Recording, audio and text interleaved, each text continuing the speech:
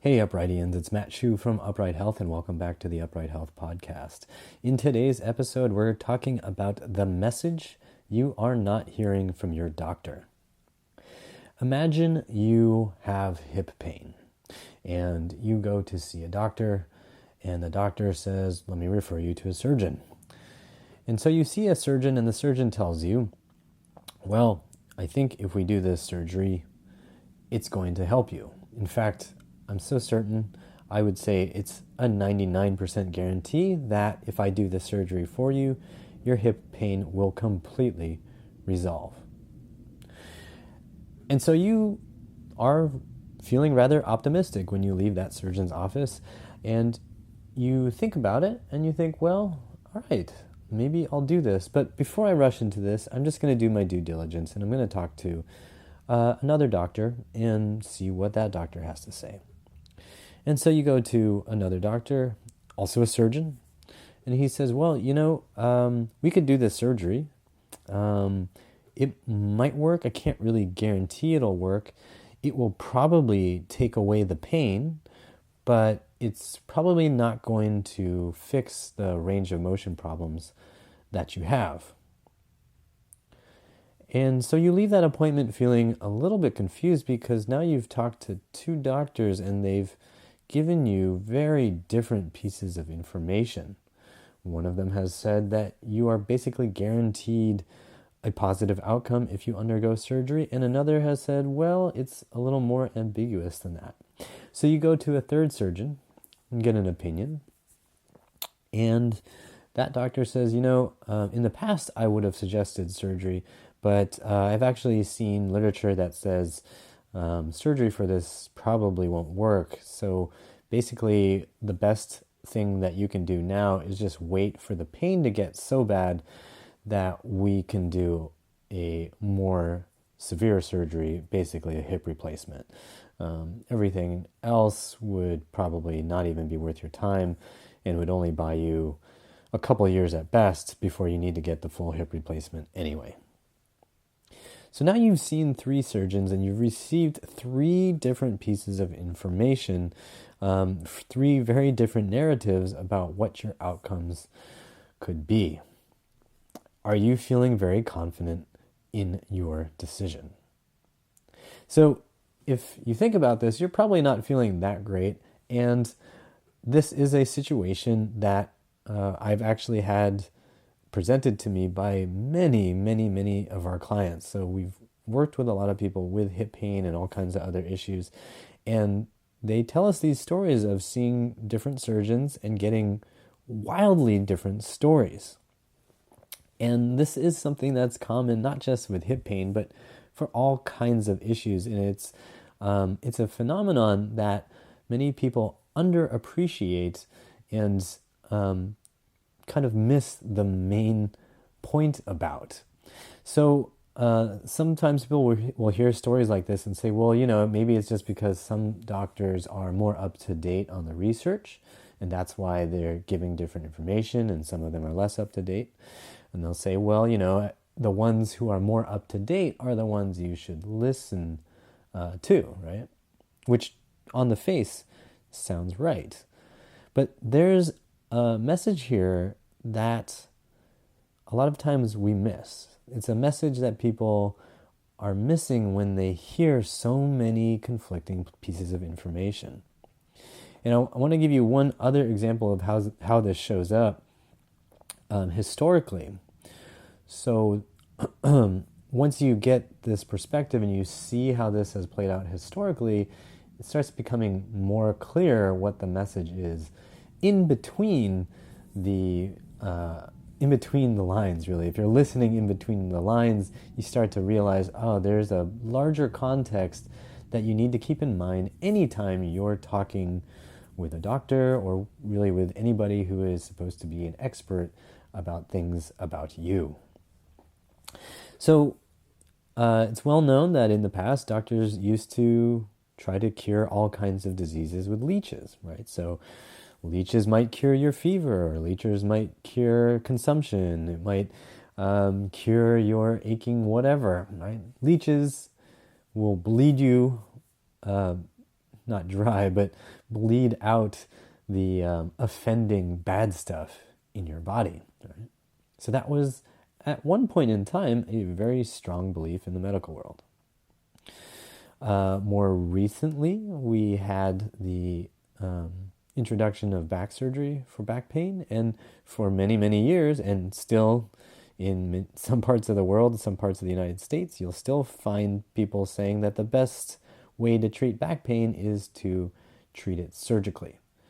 That really your best bet is to just go ahead and cut in there, and that is going to fix the source of your back pain. Okay. Another more recent one was the idea that opiates are not addictive. Doctors for many years have been saying, oh yeah, these back pain pills, or these pain pills that we're giving you for your shoulder, your knee, or giving you to help you recover from that car accident, these things are not addictive. Based on everything we know, they're not addictive. So it's okay for you to take them. Now, these are just 3 examples historically from the medical world that we now see as being almost laughably backwards, right? The idea of using leeches to cure a bunch of diseases sounds absolutely insane. The idea to fix everybody's back pain with surgery has been shown to be basically nonsensical and extremely dangerous. Well, if you're unlucky, extremely dangerous, right? Cutting into your spine, if it goes wrong, is really not that great for you. And then the outcomes of sitting on your butt trying to recover from the surgery has its own can of worms.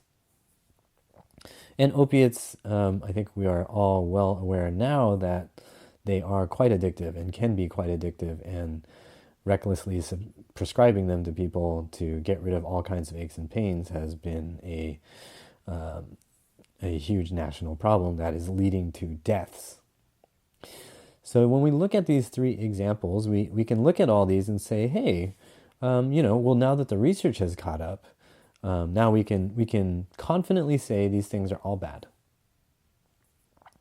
And so what's the problem? There's no problem here. The information, our knowledge base has improved, so doctors know more now, so there's no problem here, right, Matt? Like, if the doctors are keeping up to date, then we know that the information is right, and that as patients, as lay people, we can just trust what the doctor says.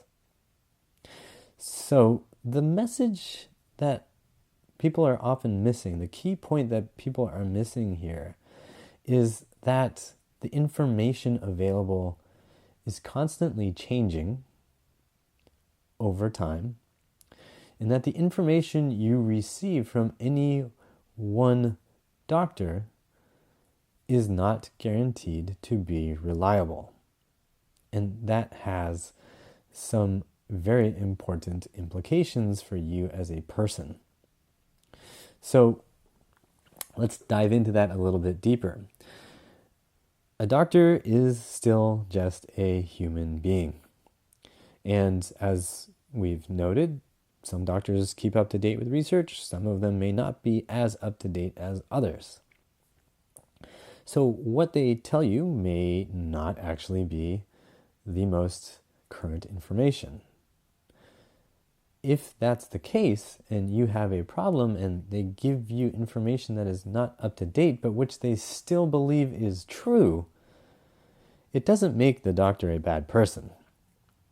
It just means the doctor is a person who is just, unfortunately, not as up to date as he or she thinks they are. Now, if you are a person who is considering some sort of treatment, like we were talking about surgery for hip pain at the beginning of this episode, that means you have to sort out what is fact and what is fiction, right? You actually have to recognize that doctors cannot possibly be infallible, and you cannot possibly expect them to have perfect, infallible information all the time. Now, I'm not saying you should never see a doctor. I think when you have a traumatic injury, you have serious infections and diseases, it's definitely necessary to see a doctor.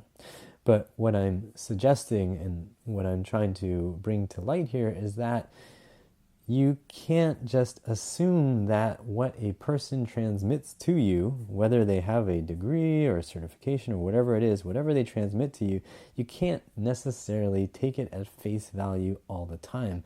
Particularly in the health world, things change so rapidly, you just can't reasonably expect a doctor who is slammed with patients back to back to back to be able to stay up to date and give you all of the correct information every time, right? So there's that, right? Medical knowledge is changing all the time. No one individual is going to be able to keep up with all of it.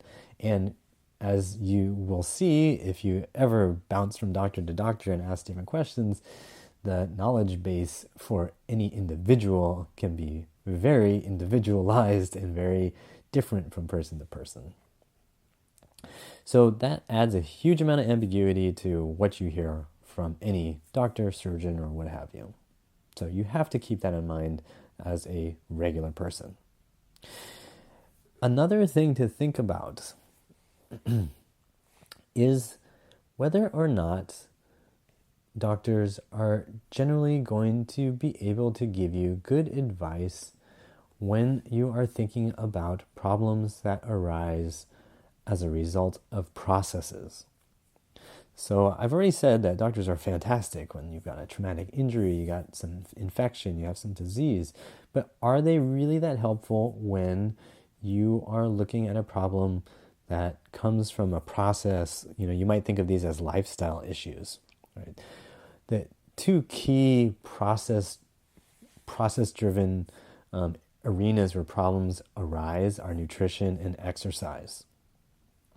And this is another example, I think, where history gives us a very important perspective. So if you rewind like 30 years, everyone used to say that fat was the worst thing. Fat was the worst thing. You don't want to be eating fat because fat makes you fat. So just focus on your fat-free cereal and your fat-free whatevers, and that will keep you not fat. And if you've been around for the last 10 years, you've probably noticed, and especially in the last couple of years, you've noticed that fat is no longer the bad guy. Now it's always carbs, right? And so carbs are the big problem. And this actually happened. My wife and I just had our first kid, and after the delivery, we were in the hospital, and they brought a menu of food that they served to patients in the hospital, so we could order something for my wife while she was recovering from labor and delivery. And I was looking at the menu, and I literally laughed out loud, like I couldn't believe what I was looking at. Right. So here in a what is generally considered a pretty good medical facility, they had this menu that had a list of wellness meals. Right. These were meals that were supposed to be healthier options for the patients, guests, and employees. And one of the things that caught my eye, really the thing that caught my eye, was that they had some nutritional information on this menu here in the hospital. And what they focused on was the number of carbs in any given food item. So there was a turkey bistro meal that had turkey and string cheese, hummus, cucumber, carrots, celery, grapes, whole wheat roll. Okay, doesn't sound like anything processed or super processed besides that string cheese. Seems like a reasonably okay meal. So tell me about this meal. What kind of nutritional information would this hospital give me about the food I was about to eat? Well, or that I was about to have my wife eat. Well, you look at it, and right next to it is the carb count. It's just carbohydrates, 51 carbohydrates. There's no protein, no fat, no total calories. There is another Another part to the menu that showed me things from the bakery. So I could order a muffin, blueberry, bran, or corn muffin, 28 carbs. No other information. I could look at a fruit yogurt parfait with granola, 30 carbs. No other information. I could order whole grain French toast, 22 carbs. No other information. And then what was really interesting was they said if any item had less than 5 grams of carbs, it wouldn't list any information. So, for example, scrambled eggs, there's no nutritional information.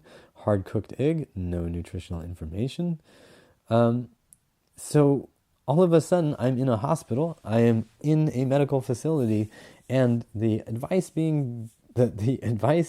for nutrition is simply to count your carbs and nothing else, as if the calories don't matter, as if the macronutrients, the fat and the protein and the carb ratios don't matter.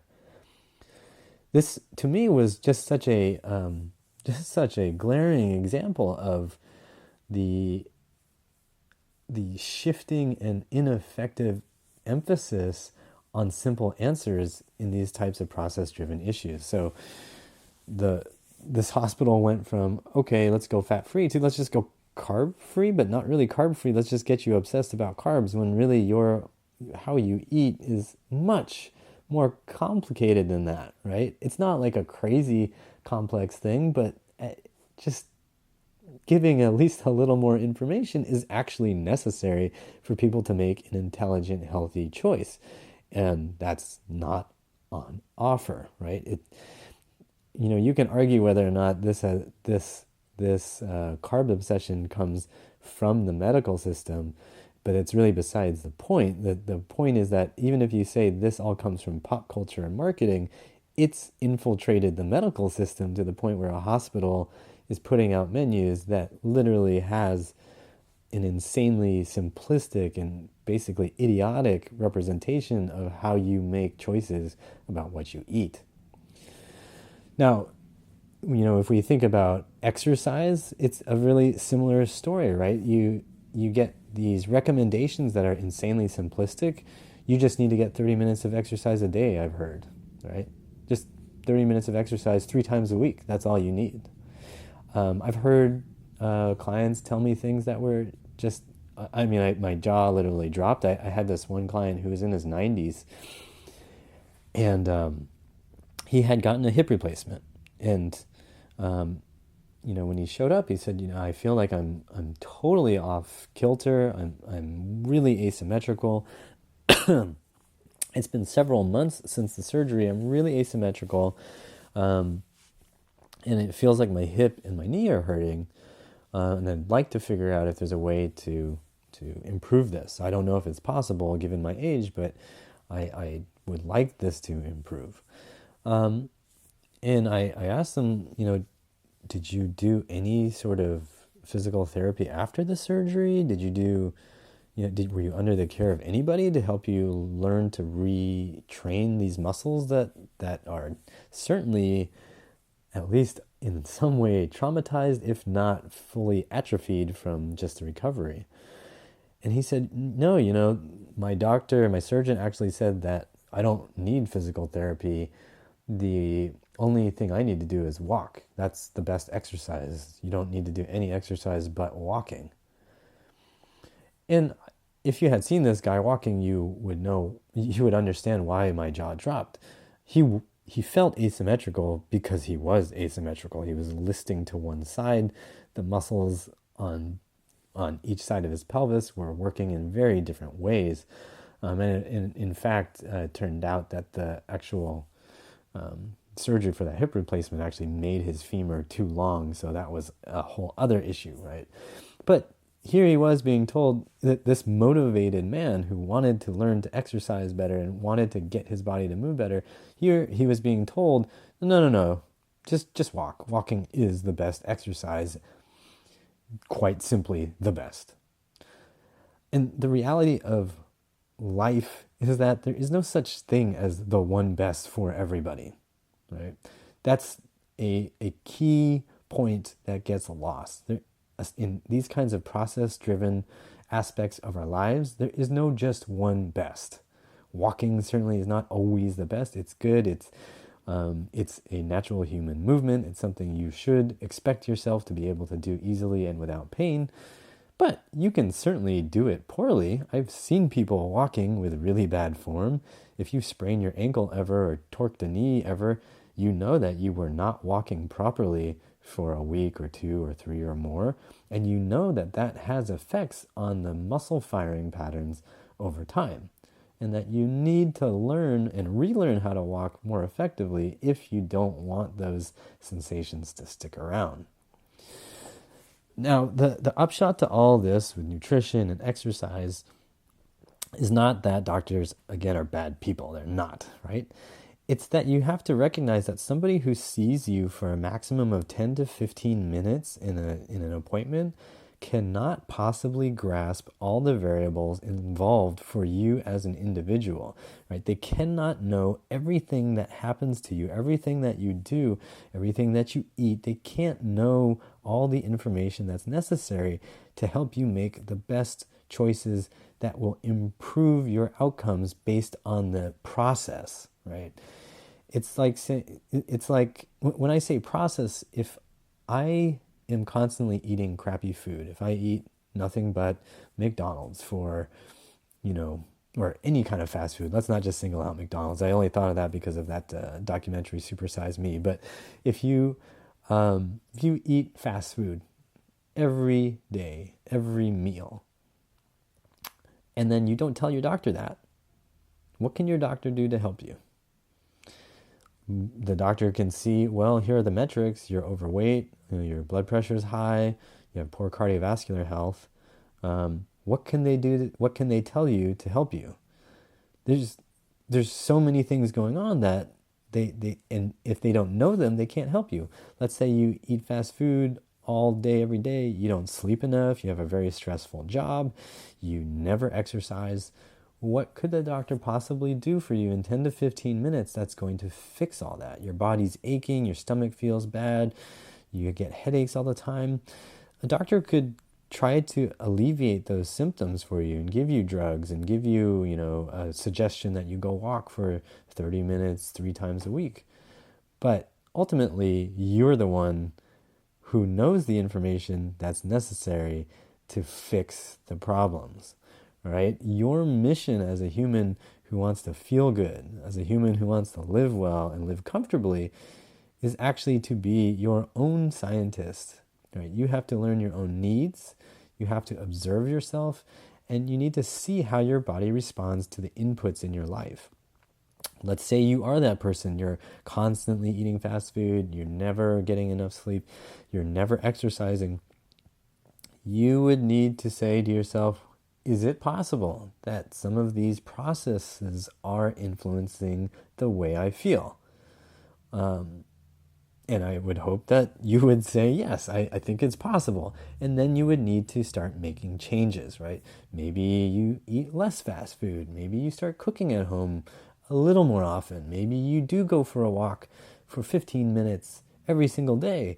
Maybe you go to the gym and you start to lift a little bit of weight and see what happens, how you start feeling over time, right? It's not a question of does it fix things right now? It's a question of whether it fixes things over time, whether you feel your body responding to those new inputs gradually, right? In the realm of nutrition, this can be really, really frustrating for a lot of people, right? It's certainly been an interesting learning experience for me in my life.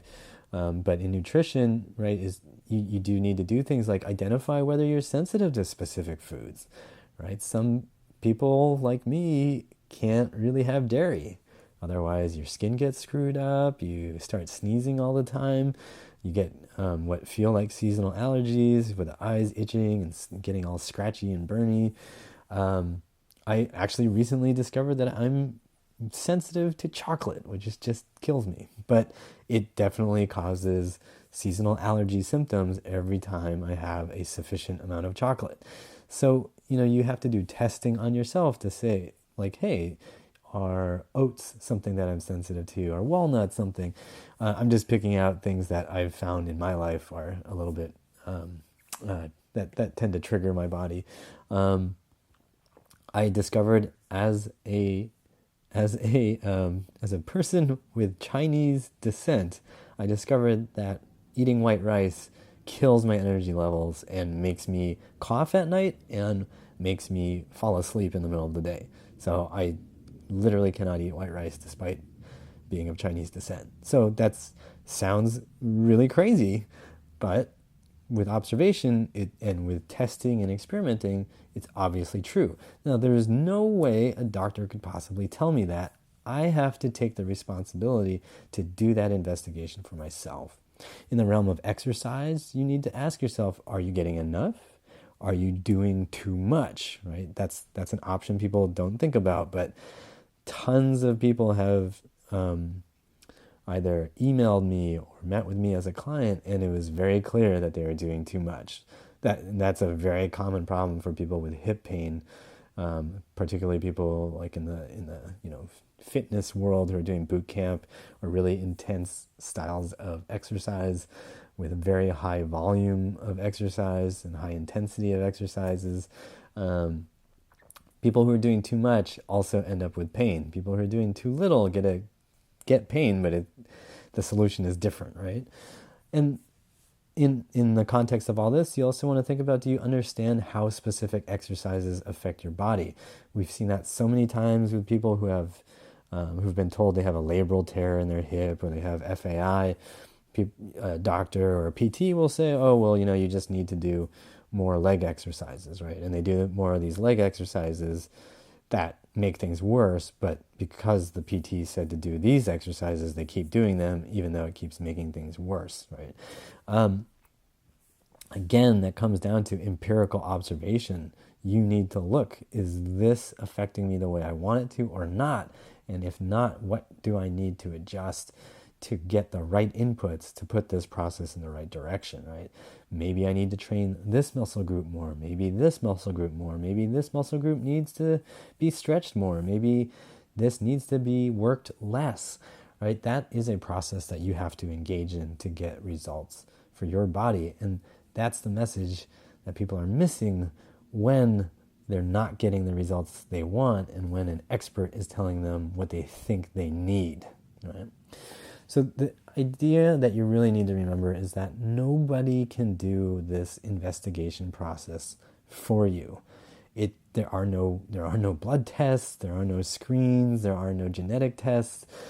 There is nothing that will give you all the information that you want besides experimenting with movements and experimenting with food, for example. Whenever there is an outcome that is process driven for your body, the one person that can actually do the most for you is you, right? It has to be you. And that's a key idea that we try to get across to every single person we ever come in contact with.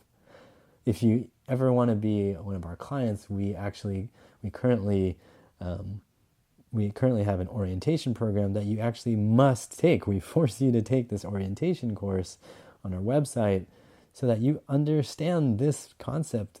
You're going to be doing the work, right? What can be helpful is a coach, right? Or somebody who can help you observe also, who can kind of guide your eye. But ultimately, you are the one who has to be paying attention to all the inputs in the process because it's your body.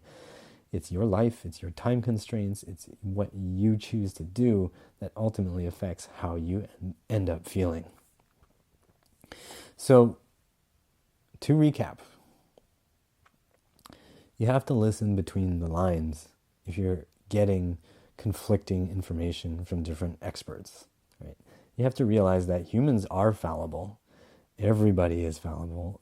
What we all know is highly dependent on the available information that the consensus has brought to the surface, right? What a doctor believes is true may or may not be true, and if the consequences of inaccuracy are higher than you are willing to tolerate, then you got to do some of your own homework. Doctors are not bad people. I'm not trying to demonize anybody, but you need to take responsibility for your own body, in your own life, in all those process-driven areas in your life, like nutrition and exercise. I hope that helps you.